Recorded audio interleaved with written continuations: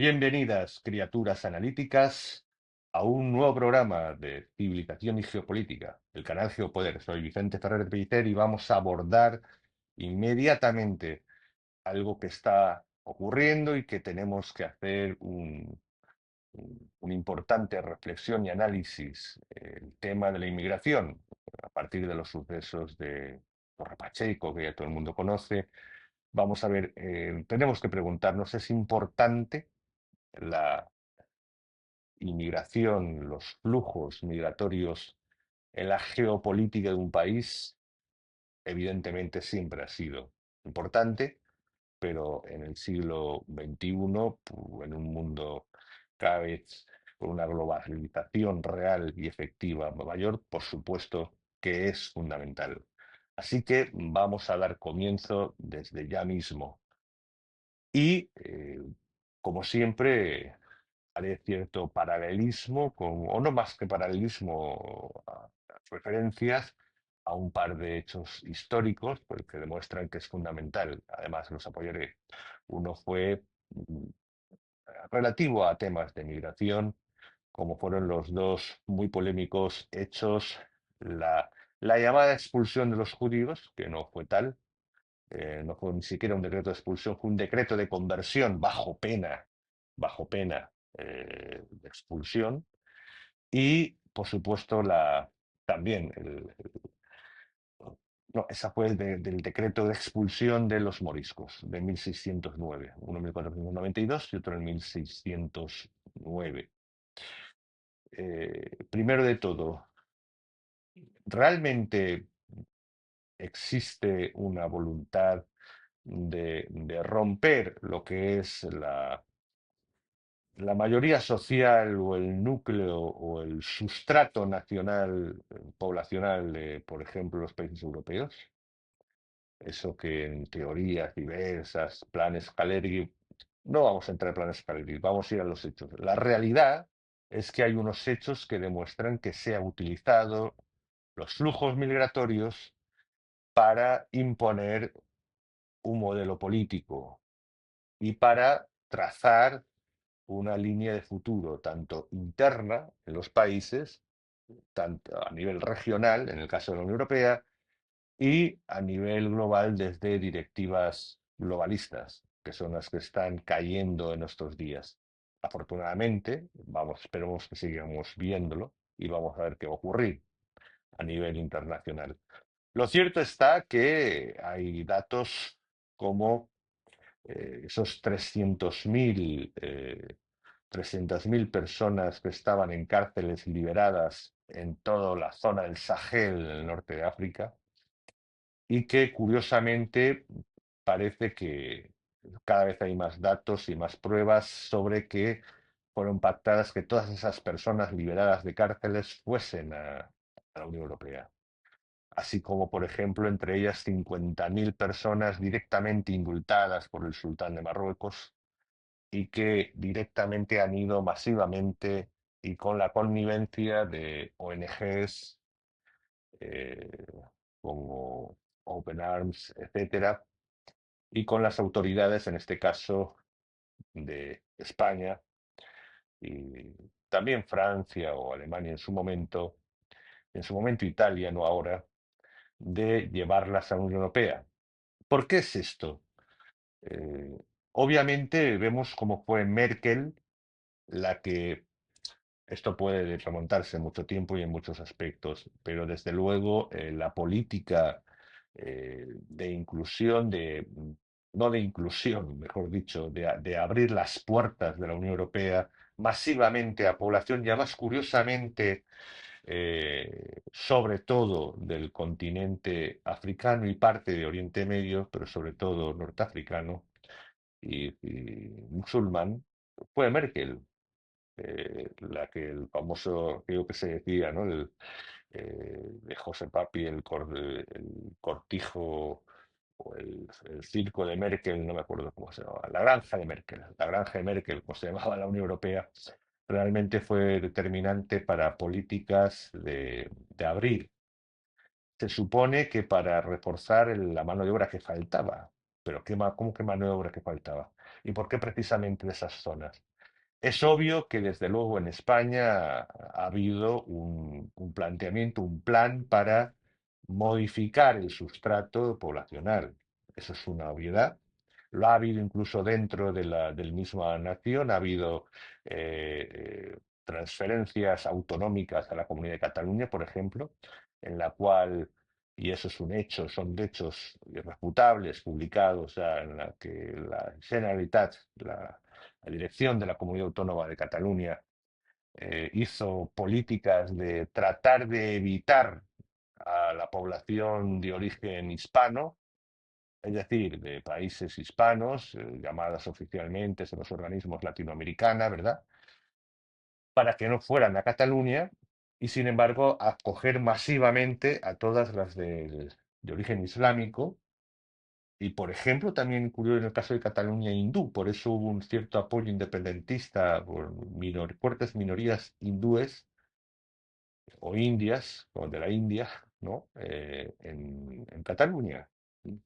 Es decir, han servido como instrumento político para reforzar el estado de partido, sobre todo el régimen mm, del estatalismo, del estado de bienestar, y romper pues los principios básicos formales de una sociedad que tiene, lógicamente, una sociedad nacional, una, unos cimientos de una sociedad nacional, como es todo el sustrato de una sociedad, la sociedad civil de una nación, eh, que es una nación material y un sujeto político eh, sólido y real. ¿Sí? Estamos hablando del Estado posnacional, aquella famosa foto de mismísimo Soros con Trudeau y Sánchez, ¿verdad? En la que se ponían como paradigma. El paradigma del Estado posnacional, la destrucción de las bases nacionales naturales, porque eso es se basa en derecho natural, se basan en lo que son las raíces, desraizar Europa para un control estatalista mejor y unos mejores usuarios clientes para las instituciones socialdemócratas relativistas, obviamente, eh, muy ideologizadas, con unos programas que forman parte de todo lo que era la dirección del globalismo, ¿no? Y de las políticas a partir de 2015, del 2030, etcétera. El control de la migración es fundamental en una acción y en su geopolítica, evidentemente, primero de todo por la misma reforzamiento de lo que es la nación, la seguridad jurídica. Es fundamental el control migratorio su seguridad jurídica. No es baladí el gran paso primero que hizo la administración Trump, soberanista y antiglobalista, nada más entrar. Demostrar que se puede cerrar Estados Unidos y que el control de los Estados Unidos está bajo sus autoridades e instituciones. Es un ejemplo brutal, absoluto, total y elemental para todo el mundo. Y una ruptura de la línea de flotación, un golpe en la línea de flotación de todo el globalismo y aparte todas las agendas ideológicas y woke, ¿no? Lo que se llama woke.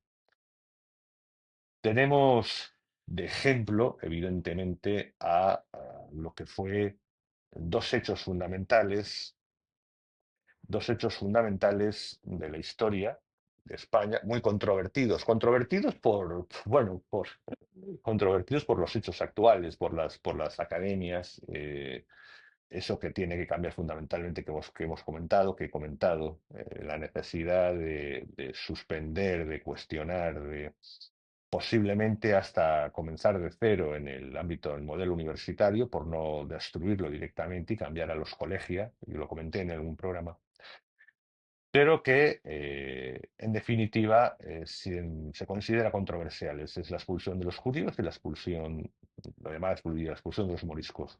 Ambas las voy a defender porque fueron fundamentales en sus políticas, por muy injustas que fueran para ciertas poblaciones. En el caso de la expulsión la llamada expulsión de los judíos, que por cierto no es real, es decir, fue una expulsión muy minoritaria, es decir, el 30% de los judíos salieron de España porque era un decreto un decreto de conversión obligatoria, algo que era lo normal en la Europa en la época. España fue el último país. Lo raro es que España no lo tuviera. Y por fin los reyes católicos avanzan, que era comprometido, les convenía mucho, tenían muchos aliados entre los judíos, sobre todo por el tema banquero, algo que bancario, ¿no? Es decir, famoso Luis de Santángel, en el valenciano como yo, en el caso de la Reina Católica, fundamental para el descubrimiento y lo que son los viajes y exploración y construcción de la América virreinal, ¿sí? Eh, por el apoyo a Colón, obviamente. Pues fue producido en un momento en el que era necesario, porque hubo incluso una necesidad social. Había habido una guerra total, la última gran guerra, una guerra que además fue absolutamente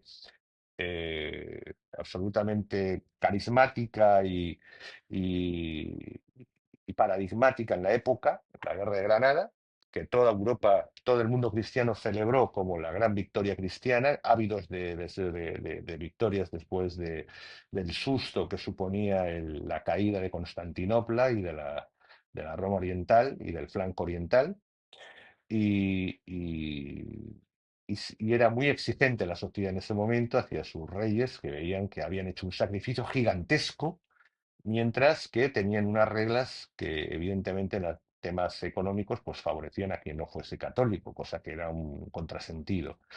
Es cierto que se utilizaron temas como los libelos, los llamados libelos de sangre, las acusaciones de sacrificios de niños, etcétera. Algo que siento decir que sí que existieron en algunos casos, ¿eh? Es cierto que de los 3.000 aproximadamente libelos, pues seguramente el 90% no eran más que reproducciones y proyecciones de los que realmente eran, y eran una caja de resonancias pero aunque más del 90 no fuesen ciertos, sino eran repeticiones de los reales, cerca de un 10%, o desde luego, si no algunos cientos, hubieron decenas de casos. Era una forma de demostrar en extremistas e incluso en sectas raras, extrañas, dentro del mismo mundo judaico, no era mayoritario el que seguían siendo de ese mundo que se negaban a aceptar las reglas. Era algo que había ocurrido en el último siglo en España. Finalmente se hace ese decreto después del famoso caso del Niño de la Guardia, que ahora me parece muy, muy triste que se haya un cierto intento de ciertas organizaciones que se tiran piedras a ellos como para tratar de que la misma iglesia actual borre lo que fueron los casos reales y muy documentados. Y bueno, sí, en esa época, desde luego, fue el último gota de agua que llevó a esa decreto de conversión que terminó con un 70% de la población judía que se quedó y se convirtieron en los conversos y que se mezcló con la población absolutamente, ¿eh? Sin ningún problema, o desde luego si había alguno, la Inquisición en parte, que tampoco hubo demasiados casos al respecto, trató de atajar el tema. De los 400.000 fueron 250.000, se quedaron y se fueron 150.000. El caso de los moriscos era obvio.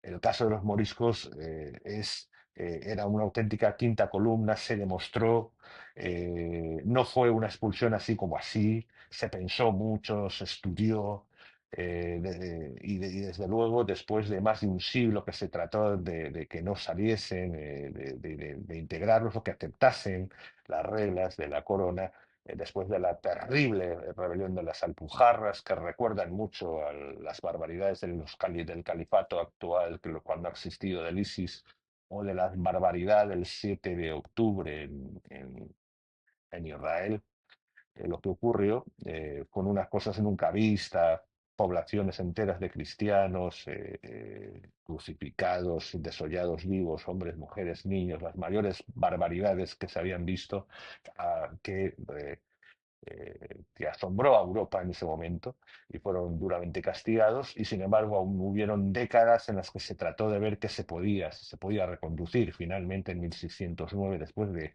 40 años después de los sucesos, fueron expulsados.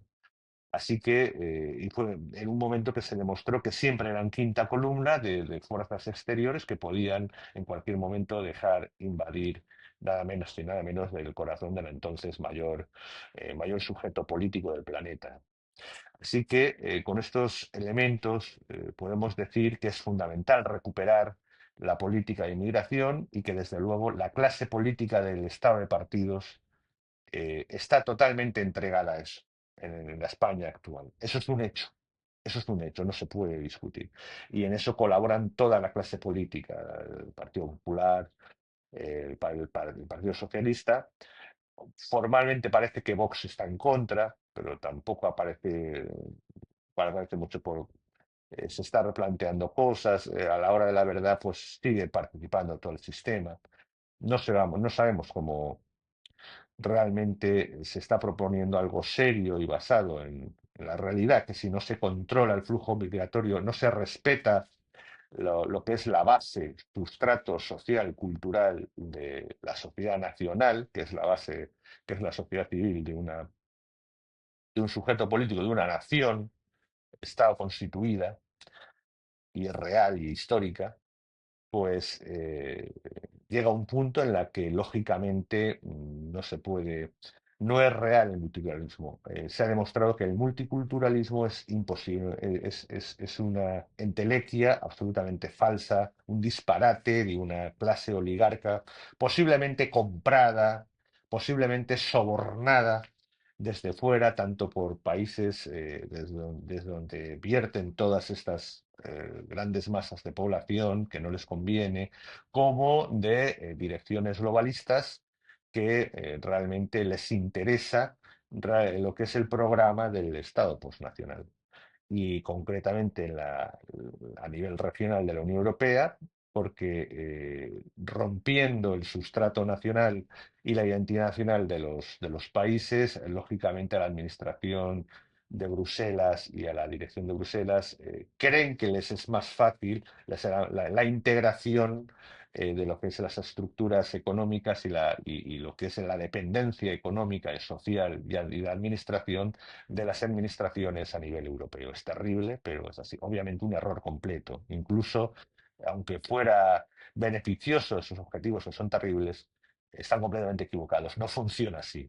Ni las sociedades, ni los países, ni las naciones, ni nada de eso. Es decir, no, mm, las naciones no han nacido de mosaicos completamente incompatibles o que no se integran en lo que realmente son la esencia y las bases fundamentales del derecho natural y de la sociedad de esos países.